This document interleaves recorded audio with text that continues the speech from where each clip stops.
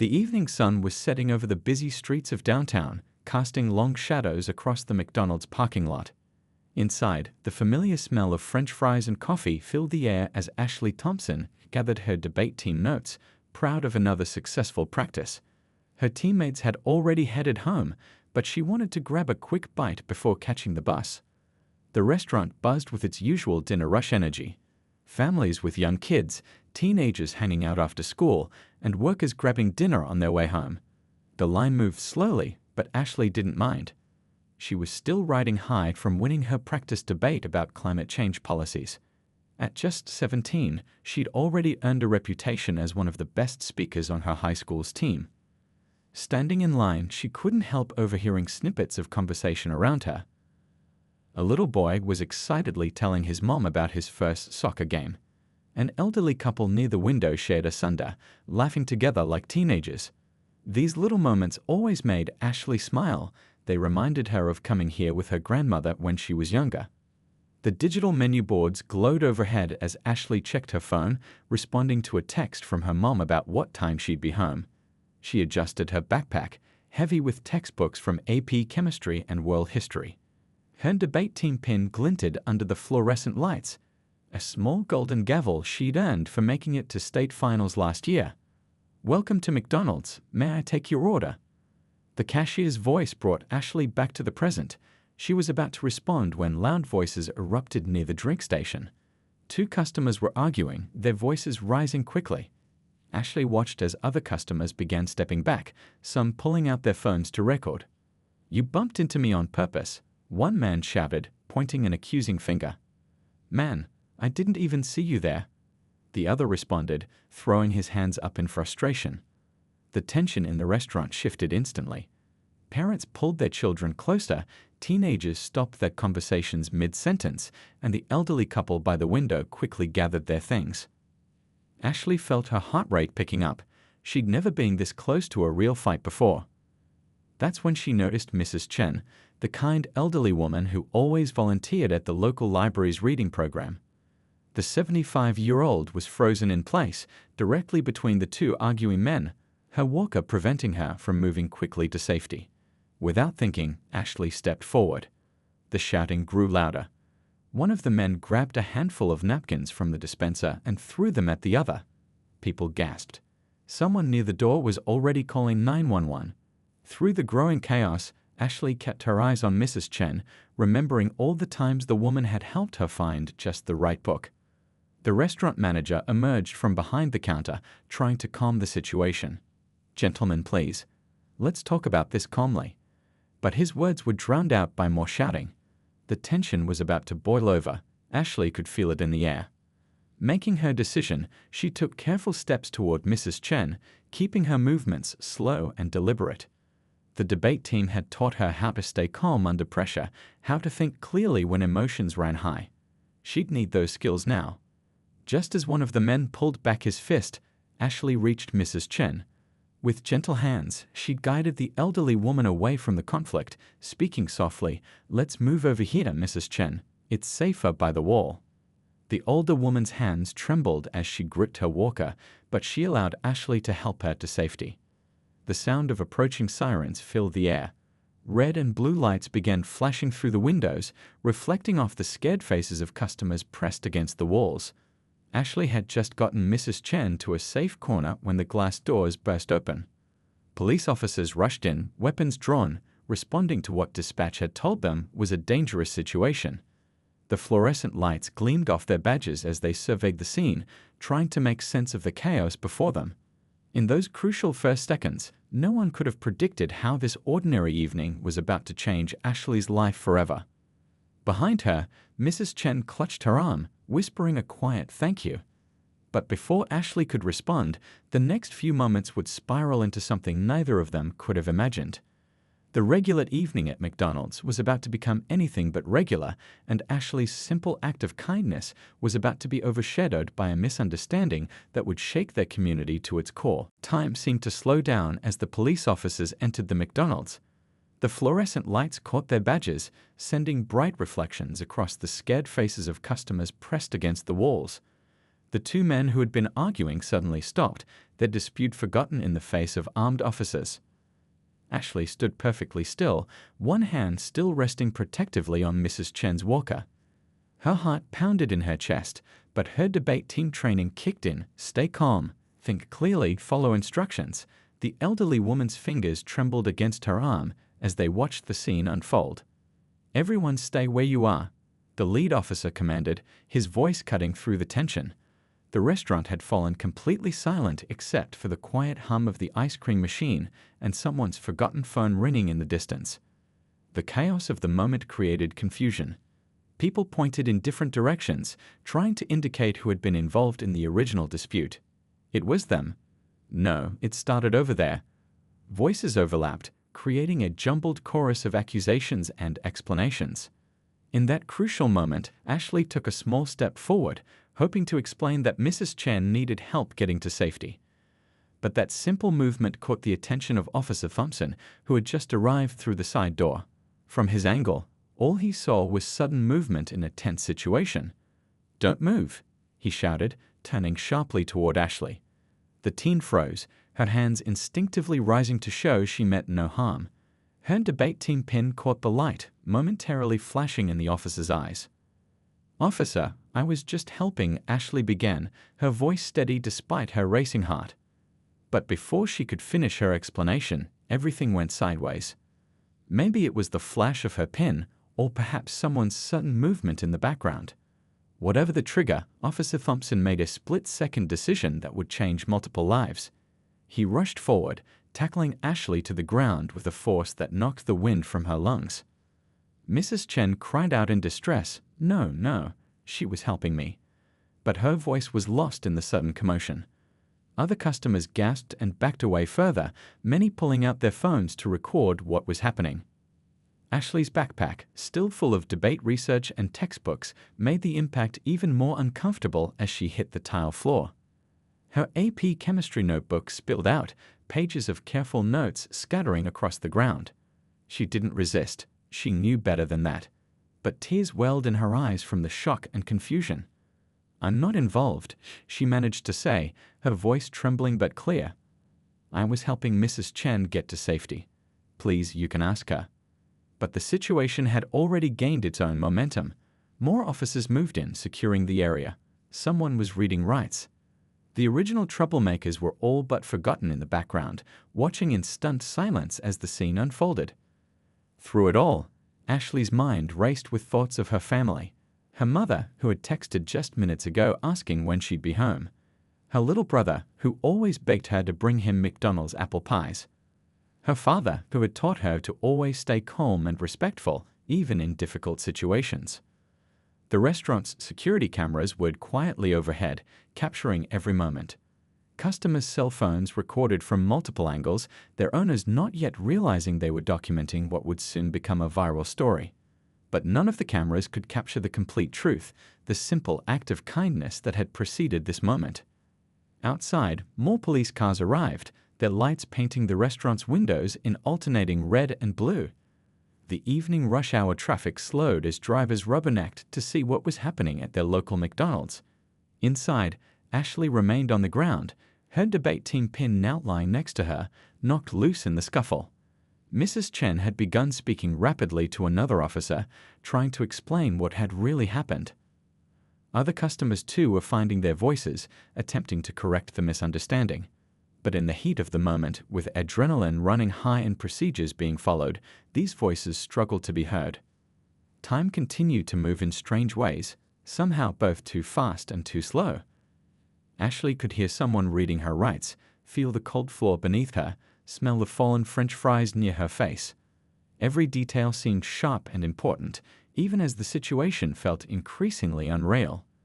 Through the glass doors, she could see people gathering outside, drawn by the commotion and the growing number of police cars. Some had their phones out, already sharing what they were seeing on social media. In just a few hours, this incident would explode across the internet, but not with the full story. As she was carefully helped to her feet, Ashley caught a glimpse of her reflection in the darkened window. Her debate team jacket was askew, her carefully pressed slacks now wrinkled. But it was her eyes that caught her attention, They held confusion and hurt, but also determination. Somehow, she knew this moment would lead to something bigger than herself. What no one in that McDonald's could know was that this misunderstanding, painful as it was, would eventually spark a chain of events that would bring unexpected change to their community. But for now, as Ashley was led outside past stunned onlookers, all she could do was hold on to her father's words.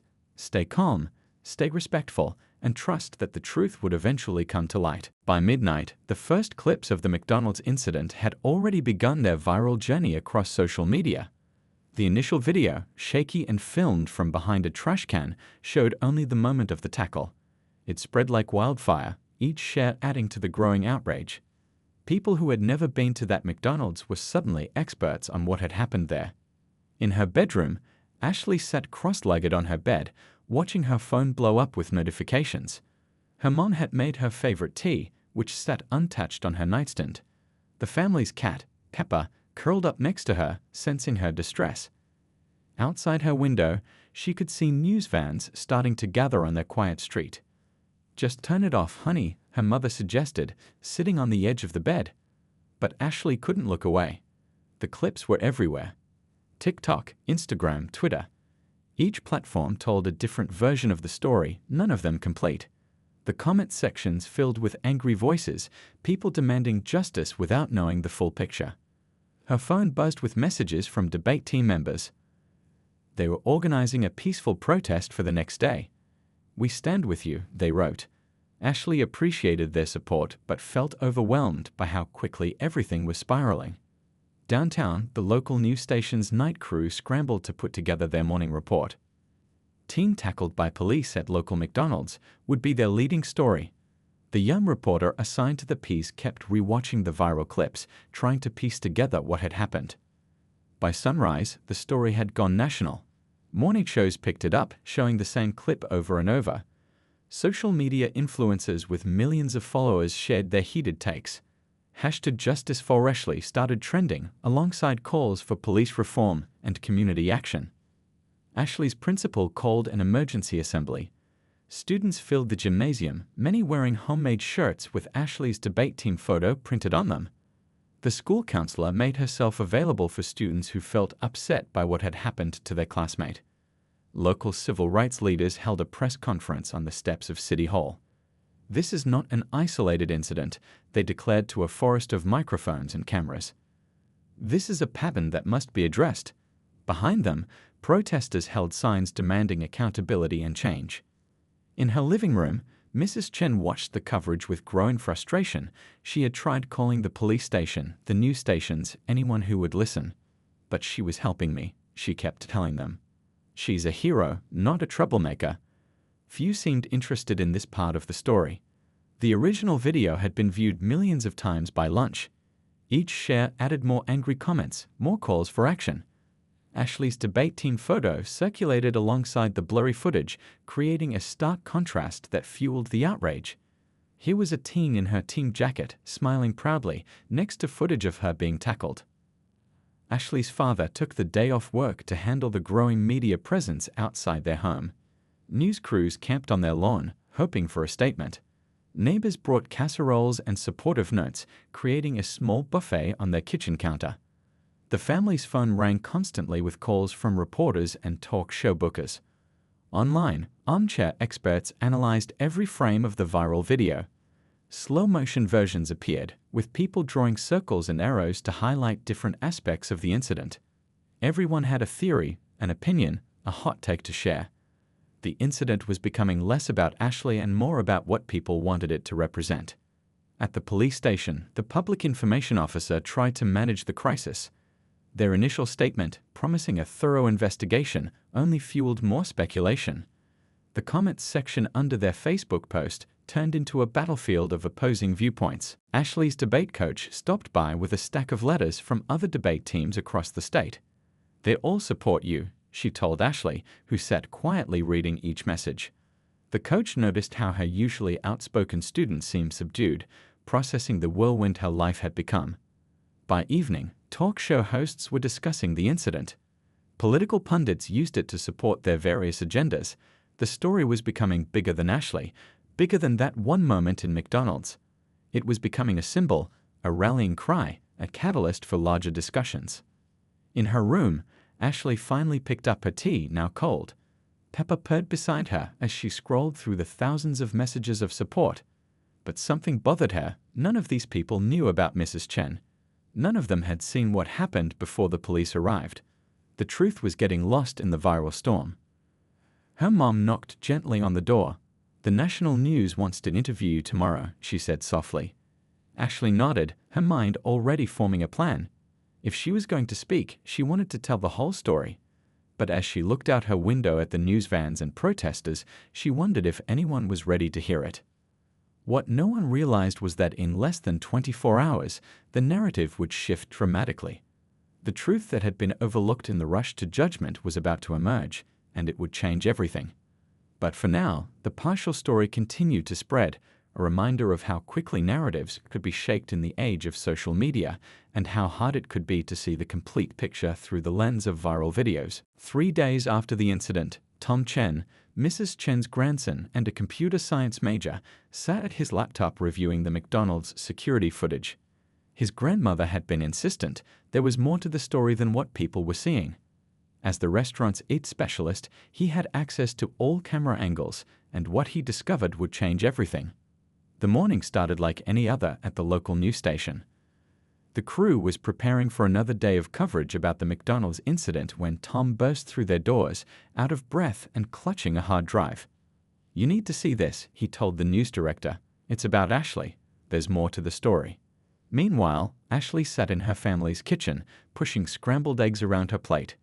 The past few days had been a blur of reporters, social media notifications, and well-meaning supporters. Her mother had taken to unplugging the doorbell after midnight to stop late-night news crews from ringing it.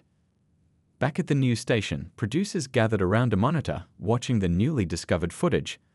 The camera angle showed the entire scene from above the drink station, capturing every moment leading up to the police arrival. What they saw made them fall silent. "Get this verified immediately," the news director ordered, knowing they had something significant. "And someone get Ashley's family on the phone. They need to see this first." An hour later, Ashley and her parents sat in the station's conference room, watching the complete security footage. The clear, high-quality video showed everything. The initial argument between the two men, the growing tension, and most importantly, Ashley's actions before the police arrived. There she was, moving carefully through the crowd toward Mrs. Chen. The footage clearly showed her gentle guidance of the elderly woman away from danger, her calm demeanor in the chaos, her quick thinking that likely prevented Mrs. Chen from being caught in the middle of the escalating situation. "That's what really happened," Ashley whispered, tears forming in her eyes. Her mother squeezed her hand as they continued watching. The footage showed a side of the story that none of the viral videos had captured, a young woman's instinct to protect someone vulnerable. The news station worked quickly to prepare a special report. They knew this would completely change the narrative that had dominated social media for the past 3 days. The producer carefully edited the footage, making sure to highlight the crucial moments that had been missed. By noon, the new footage began circulating online. The same platforms that had spread outrage now shared a different message. "Watch the full video. Hero team protected elderly woman before police arrived." The headlines started changing, the story shifting.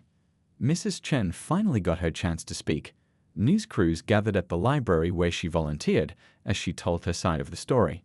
"Ashley saved me," she said, her voice strong despite her age. "She saw I was trapped near those angry men, and she helped me get to safety. She's not just a victim, she's a hero." The debate team organized a new rally, this time celebrating Ashley's quick thinking and courage rather than protesting. They created new signs. "This is who Ashley really is, and kindness matters." The school principal called another assembly, this time to discuss how rushing to judgment affects real people. Social media influencers who had been quick to condemn now made new videos, analyzing how easily partial information could mislead. The incident became a case study in digital literacy classes about the importance of waiting for complete information before drawing conclusions. Ashley watched it all unfold from her living room, Pepper still faithfully by her side. The new footage hadn't erased what happened to her, but it had added crucial context. People were finally seeing the whole picture, understanding the complexity of that evening at McDonald's. The police department called a press conference. Officers watched the complete footage during their briefing, many of them shaking their heads at how differently things might have gone if they'd known about Ashley's actions. The chief of police studied the video carefully, already thinking about how this could change their training procedures. Local community leaders who had been organizing protests now shifted their focus. They began discussing how to bridge the gap between quick social media reactions and the importance of understanding complete situations. Ashley's story was becoming a powerful example of why context matters. Tom Ken quietly returned to his college classes, satisfied that his grandmother's voice had finally been heard. He had helped reveal the truth, not for attention or praise, but because it was the right thing to do.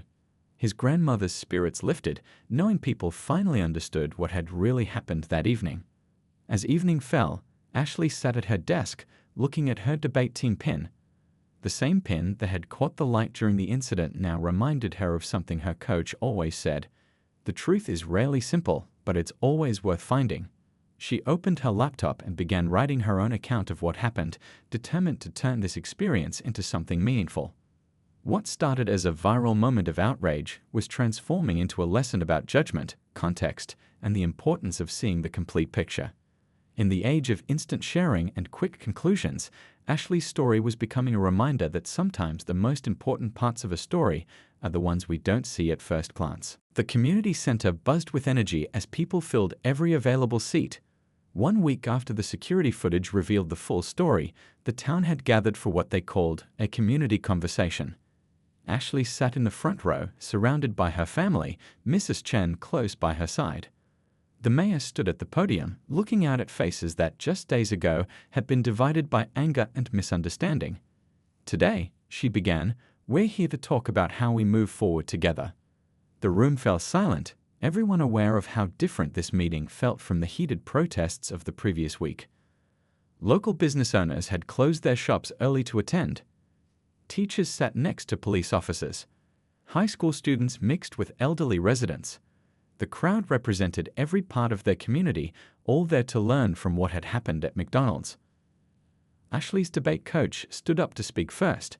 "What happened to Ashley was wrong," she said, her voice clear and strong. But her response to it shows us something important.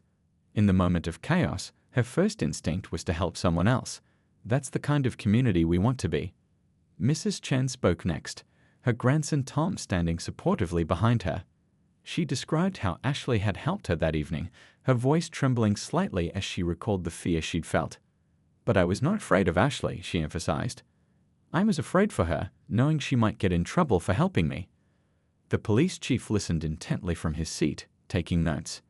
He'd spent the past few days reviewing not just the McDonald's incident, but similar situations from the past years.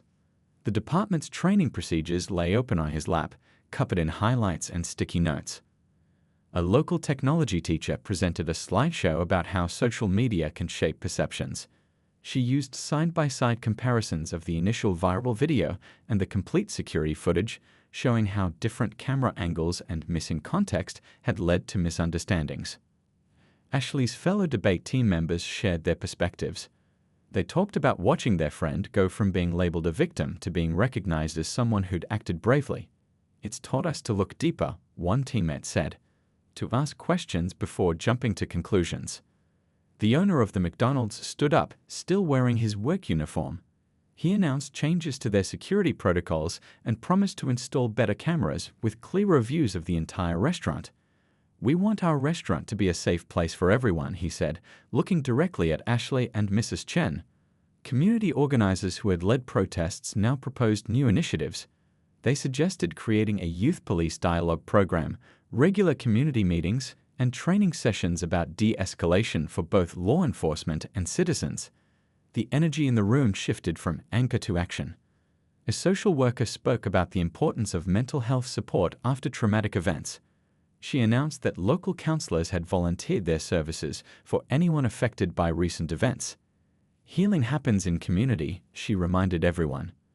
The school principal shared how his students had responded to the incident. "Our teenagers showed us something powerful," he said. They showed us how to stand up for what's right while staying open to new information. They've taught us about justice and wisdom. Ashley listened to it all, occasionally petting Pepper, who she'd brought as her emotional support animal. The cat had become something of a local celebrity, appearing in photos of Ashley during interviews. Now he sat contentedly in her lap, purring as speaker after speaker took the podium. Near the back of the room, Officer Thompson, who had tackled Ashley, sat quietly. He'd requested to be part of the community meetings, wanting to learn from his mistake. His presence wasn't easy for everyone, but it represented an important step toward real change. Local artists had created a mural on the community center's wall, showing hands of different ages and backgrounds joined together. Below it, they'd written "Our story continues." Children at the meeting colored in paper versions of the mural while their parents talked. As evening approached, people broke into small discussion groups. The conventional divide between citizens and law enforcement began to blur as they shared personal stories and perspectives. Coffee and cookies appeared from somewhere, adding a touch of warmth to the serious conversations. Mrs. Chen's knitting group had made comfort shawls for both Ashley and Officer Thompson, a gesture that brought tears to many eyes. In our community, Mrs. Chen explained, "We heal together." The shawls represented their hope for the future, carefully crafted, strong yet soft, bringing warmth to difficult moments. Outside the community center, news crews waited to report on the meeting. But this time, they weren't looking for sensational headlines. They were documenting something more meaningful, a community choosing to grow stronger through understanding, rather than being torn apart by misunderstanding. What everyone in that room understood was that this wasn't the end of their story.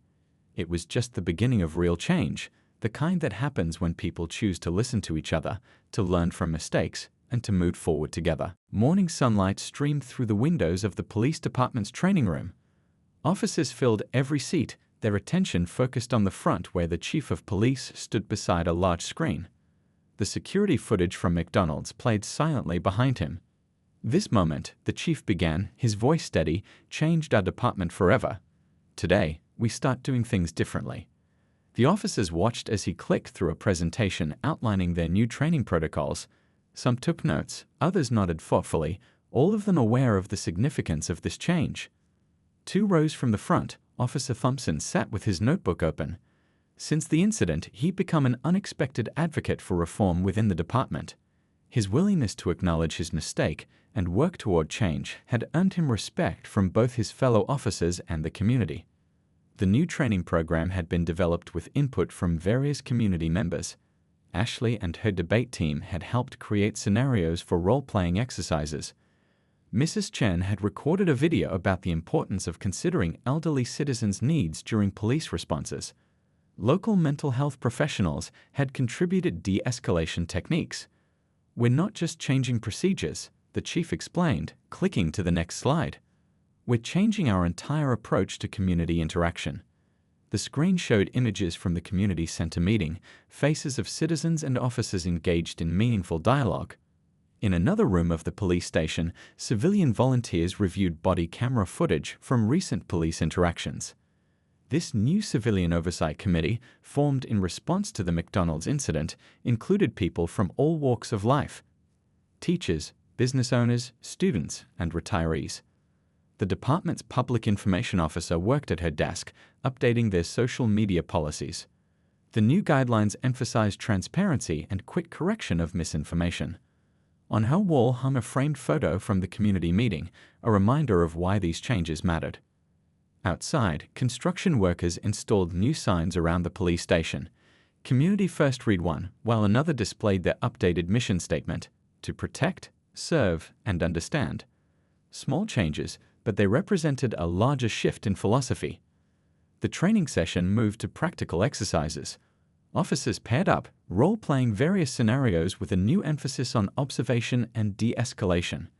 They practiced looking for context clues, considering multiple perspectives, and communicating clearly with civilians. A local news crew had been invited to document the changes.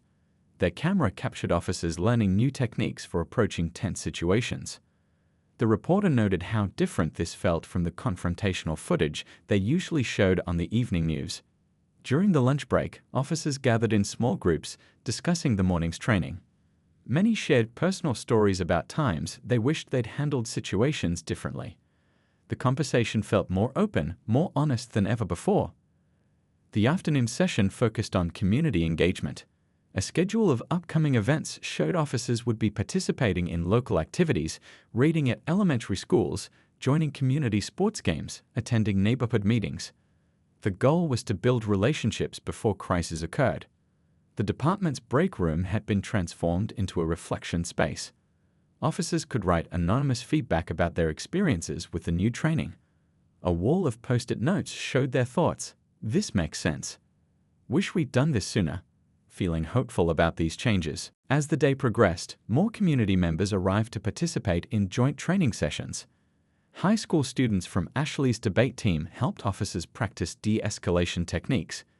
Local actors played out scenarios, challenging officers to apply their new skills in realistic situations. The department's psychologist led a session on trauma-informed policing. Officers learned about how past experiences affect both civilian and police behavior. The discussion was deep and sometimes uncomfortable, but necessary for real change. In the evidence room, technicians installed new equipment for better video documentation. The McDonald's incident had shown them the importance of clear, complete footage. Every angle mattered, every moment needed to be captured accurately. The chief ended the day by gathering everyone in the main hall. Community members and officers stood together as he unveiled a plaque commemorating their commitment to change. "This isn't just about avoiding mistakes," he said. "It's about building the kind of police department our community deserves." As officers left for the day, many stopped to look at a new bulletin board near the exit.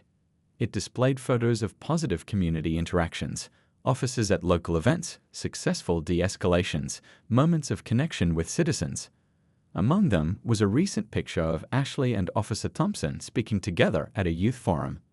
The sun was setting as the last training session ended. Tomorrow would bring new challenges, but something fundamental had shifted. The department had chosen to learn from a difficult moment rather than defend it, to grow rather than resist change. In doing so, they were writing a new chapter in their relationship with the community they served. 1 year after the McDonald's incident, the police academy's graduation ceremony looked different than ever before. The usual rows of chairs had been arranged in a circle, symbolizing the connection between law enforcement and community. Ashley stood at the podium, adjusting her note cards as she prepared to address the graduating class. In the audience, Mrs. Chen sat proudly in the front row, her grandson Tom beside her. She wore the debate team pin Ashley had given her as a symbol of their friendship.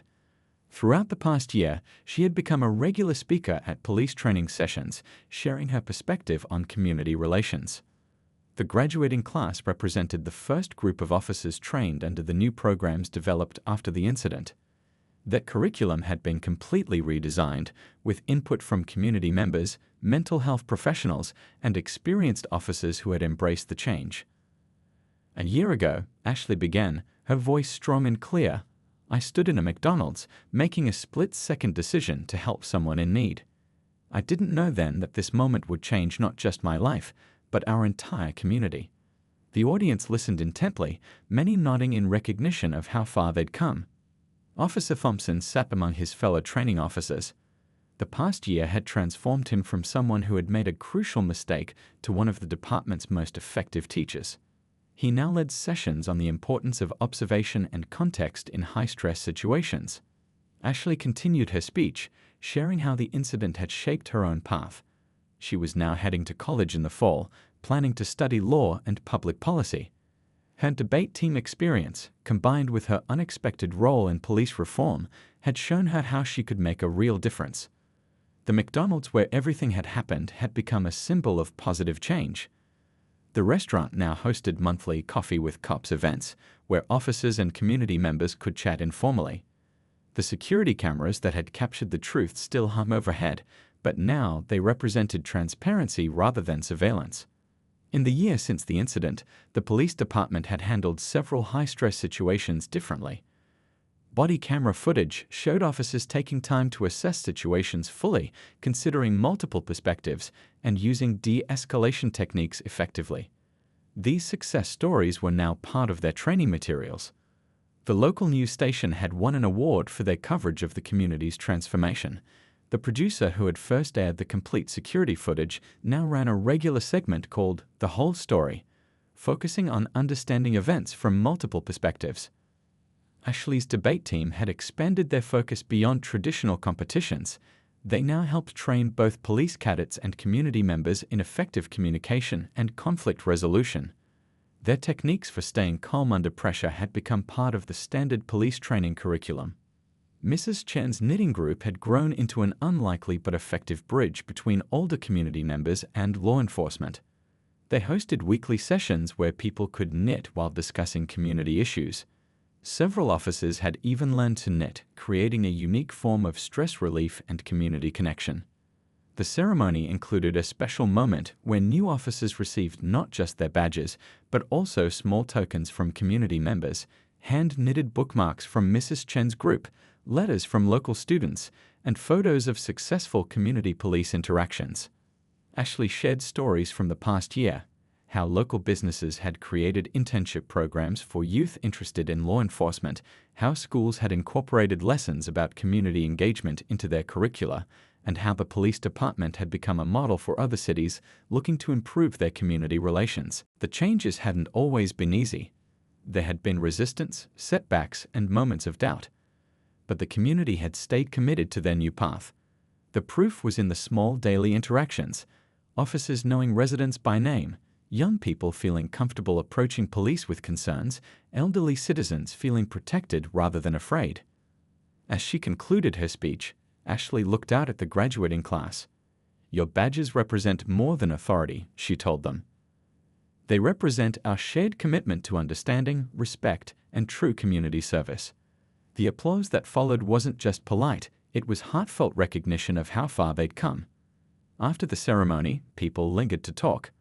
Officers and civilians mixed easily, sharing stories and plans for future initiatives.